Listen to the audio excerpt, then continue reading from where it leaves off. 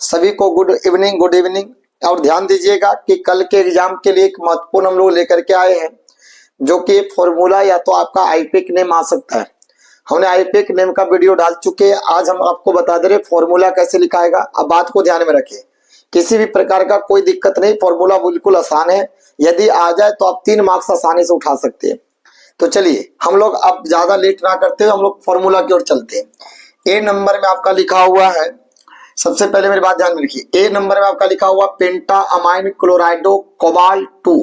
तो ये देखिए जो रोमन में जो लिखा हुआ है आपका ये ऑक्सीडेशन नंबर, उससे पहले जो लिखा हुआ वो आपका सेंट्रल मेटल आयन। सबसे पहले हम लोग क्या करेंगे, स्क्वायर ब्रैकेट में हम लोग लिखेंगे कोबाल्ट। क्या लिखेंगे? कोबाल्ट। चलिए कोबाल्ट के लिए उसके बाद लिखा पेंटा अमाइन क्लोराइडो। पेंटा अमाइन का मतलब बच्चों होता है NH3। अमाइन बोलते हैं NH3 को। पेंटा मतलब 5 बार, तो यहाँ पे 5 लिख दिए। लिखा हुआ क्लोराइडो। क्लोराइडो का मतलब कितना, क्या हो गया? Cl। अब मेरी बात को ध्यान में रखना।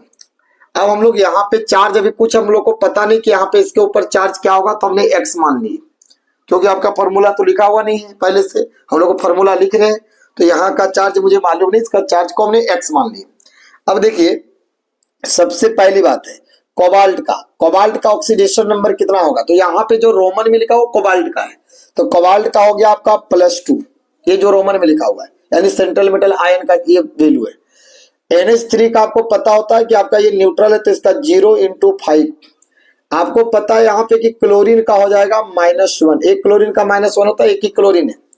फिर इक्वल टू हम लोग क्या दे दिए? x। इक्वल टू क्या दिए? लगा x। अब हम लोग क्या कर रहे हैं, मेरी बात ध्यान में रखना। हम लोग लिख रहे हैं +2 और यहाँ पे आपका हो जाएगा +2 और -1 इक्वल टू x, यानी आपका आ गया +1 इक्वल टू x। यानी x का वैल्यू कितना आ गया आपका बच्चों? +1 आया। यानी हम लोग क्लियर हो गया कि यहाँ पे जो x जहाँ पे हमने माने थे वहां पे हम लोग को +1 पुट करना है। आपको एग्जाम में पहले x को लिख करके काटना नहीं है, बात को ध्यान में रखिए। आप पेंसिल से रब कीजिएगा, ये बात ध्यान में रखिए। और जब आप एग्जाम में बना रहे हैं तो आप कॉपी को पेज को बचा करके चलिएगा, इसको इंडिकेट जरूर कीजिएगा जो हमने ऑक्सीडेशन नंबर को लिख रहे हैं। बिल्कुल बारीकी रूप से लिखना है, साफ सुथरा लिखना है, घबराना बिल्कुल नहीं है बच्चों। चलिए अब हम लोग बी नंबर में चलते हैं। बी नंबर में हमारे पास लिखा हुआ लिथियम। देखिए लिथियम लिखने के बाद गैप है, यानी जो पहले लिखा हुआ गैप है, यानी ये पॉजिटिव काउंटर आयन। कौन सी काउंटर आयन है? पॉजिटिव। तो चलिए हम लोग पॉजिटिव काउंटर आयन लिथियम लिख लिए। इसके बाद अब इधर देखो लिखा हुआ टेट्रा हाइड्रो, कभी कभी हाइड्राइड भी लिखा रहता है, तो टेट्रा हाइड्रो एल्यूमिनेट। और एल्यूमिनेट के बाद 3। तो बताओ रोमन से जस्ट पहले जो होता है वो होता है सेंट्रल मेटल आयन। तो हम लोग सेंट्रल मेटल आयन को हम लोग क्या करते हैं कि हम लोग स्क्वायर ब्रैकेट के अंदर लिखेंगे एल्यूमिनियम। क्लियर है? चलिए इससे पहले जो लिखा हुआ लिगेंड्स लिखा है। लिगेंड्स कितना लिखा हुआ? टेट्रा हाइड्रो, यानी हाइड्रोजन कितने बार है? 4 बार, तो H4। अब बताओ, हमको ये भी पता नहीं कि यहाँ का चार्ज क्या होगा, यहाँ पे क्या लिखाएगा। तो देखिए एक बात तो आपको पता है, पॉजिटिव काउंटर आयन लिथियम है, तो लिथियम का चार्ज कितना होता है? +1। कितना होता है? +1। ये बिल्कुल आपको याद रखना है, उसका निकाला नहीं जाता, उसको बिल्कुल आपको याद रखना है। जैसे positive counter ion, negative counter ion, उसका आपका वैलेंसी के आधार पे लिखते हैं या तो चार्ज के आधार पे लिखते हैं। बिल्कुल बात को ध्यान में रखना है। चलिए जो भी निकालते हैं हम लोग इसका निकालेंगे। तो अभी हम लोग क्या करते हैं कि एल्यूमिनियम का भी कुछ नहीं, तो हम लोग बताइए एल्यूमिनियम का लिखना है। चलिए ये तो बताइए, ये हमारा सेंट्रल मेटल आयन है। सेंट्रल मेटल आयन का बताया स्क्वायर ब्रैकेट में कितना लिखा हुआ? +3। ये +3 सेंट्रल मेटल आयन यानी एल्यूमिनियम, यानी एल्यूमिनेट का। एल्यूमिनेट इसलिए बोला गया है क्योंकि अभी ये आपका पॉजिटिव में टूट रहा है, ये नेगेटिव में। तो एक बात को आपको ध्यान में रखना है, बिल्कुल आपको क्लियर करना है, ठीक है। तो हम लोग क्या किए कि यहाँ पे हम लोग क्या किए, सबसे पहले एल्यूमिनियम का आपका दिया हुआ +3, तो हमने यहाँ पे लिख लिया +3। एक हाइड्रोजन का होता है -1, 4 हाइड्रोजन × 4। यहाँ पे ऊपर कुछ नहीं, तो अभी हमने माने x, तो यहाँ पे हमने लिख दिए x। बिल्कुल क्लियर है? चलिए यहाँ तक तो कोई परेशानी नहीं है। चलिए +3 और -4 इक्वल टू x। आपका एक बात बताइए, -1 इक्वल टू x आ गया, तो बताइए ये पूरे -1 इसके लिए आया, पूरे -1 इसका मतलब आपका स्क्वायर ब्रैकेट वाले में जितना भी लिखे उसके लिए आया।